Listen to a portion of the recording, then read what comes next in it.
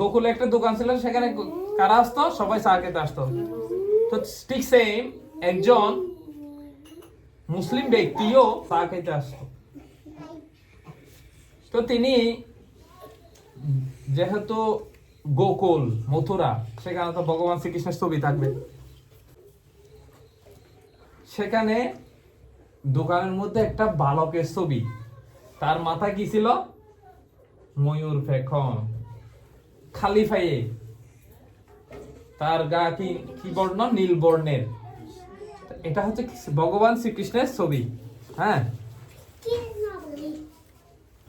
তো এটা দেখে ওই খান সাহেব বলতেছে, এত সুন্দর চেহারা, যেন তার হাসিতে হৃদয় জুড়ে যায়।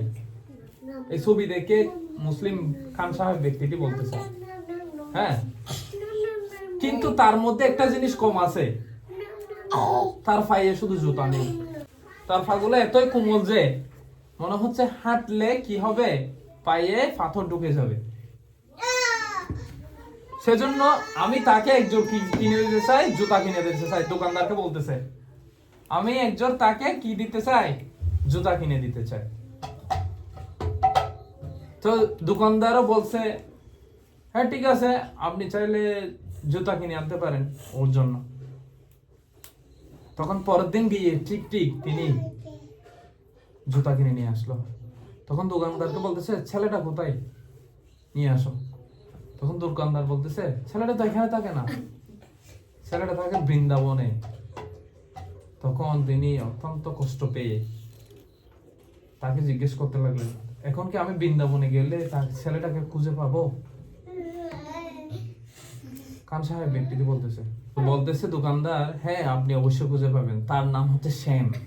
আপনি যদি জিজ্ঞেস করেন কাউকে বৃন্দাবনে, শ্যাম কে চিনেন আপনি? তখন ওনারা দেখিয়ে দিবে আপনাকে। তখন তিনি বৃন্দাবনে হাঁটতে হাঁটতে চলে গেলেন এবং যাকে দেখে তাকে বলতেছে, আচ্ছা তোমরা কি শ্যামকে চিনো? শ্যাম ছেলেটা কোথায়? তো তখন কিছু লোক গোবর্ধন পরিক্রমা করতেছে, তারা বলতেছে, রাধে রাধে শ্যাম মিলাদে, রাধে রাধে শ্যাম মিলাদে, মানে রাধে রাধে, হে রাধে, আমাকে শ্যামকে মিলিয়ে দাও, আমার সাথে শ্যামের সাথে দেখা করিয়ে দাও। কি বলতেছে? রাধে রাধে শ্যাম মিলাদে। আমি রাধে রাধে বলবো, আপনারা শ্যাম মিলাদে বলবেন। রাধে রাধে শ্যাম মিলাদে, রাধে রাধে শ্যাম মিলাদে। তো এইরকম কিছু লোক গোবর্ধন পরিক্রমা করতেছে, এটা বলে, হে রাধে, আমাকে শ্যামের সাথে দেখা করিয়ে দেন না। রাধে রাধে শ্যাম মিলাদে, এটা একটা হিন্দি শব্দ। তখন সে যখন শুনছে, কিরে এরাও শ্যামকে খুঁজতেছে, এই ছেলেটা কোথায় থাকে, তার আরো কৌতূহল জাগলো ওকে দেখার জন্য, শ্যামকে দেখার জন্য, ওই ব্যক্তিটির, মুসলিম ব্যক্তিটির। তখন সে খুঁজতে লাগলো, সবাইকে জিজ্ঞেস করতেছে, আমরা তো শ্যামকে চিনি না, আমরা শ্যামকে খুঁজতেছি এখানে। সবাই বলতেছে খুঁজতেছি।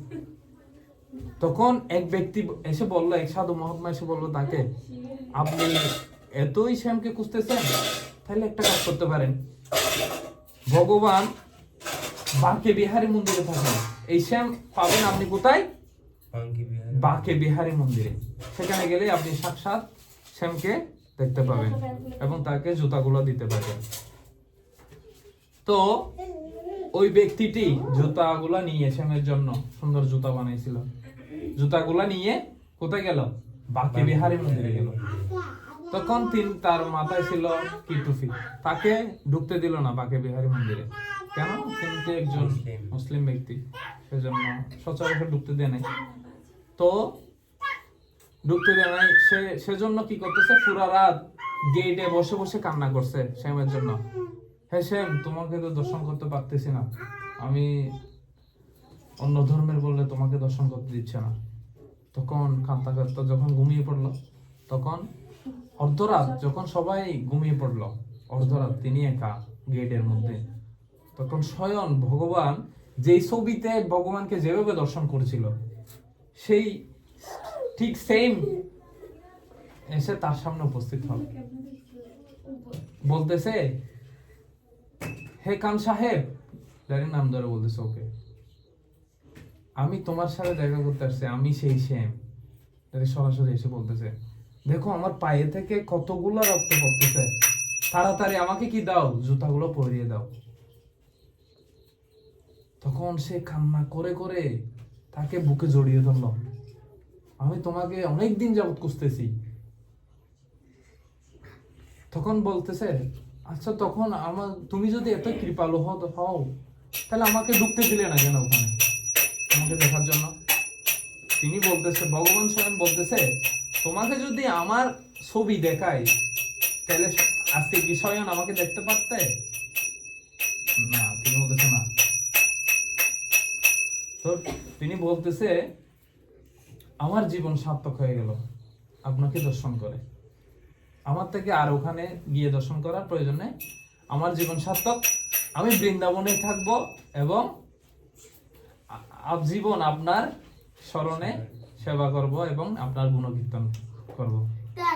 এই জন্য বলছে ভগবান স্বয়ং, আপনি যদি আমাকে যেভাবে ডাকেন, এই শ্লোকে বলছে, সেভাবে আমি কি করব, আপনাকে দর্শন দান দিব। যে যত মাম প্রপদ্যন্তে তাংস্তে ব্রজাম্যহম মম বর্তানুবর্তন্তে মনুষ্য পারত সর্বসহ।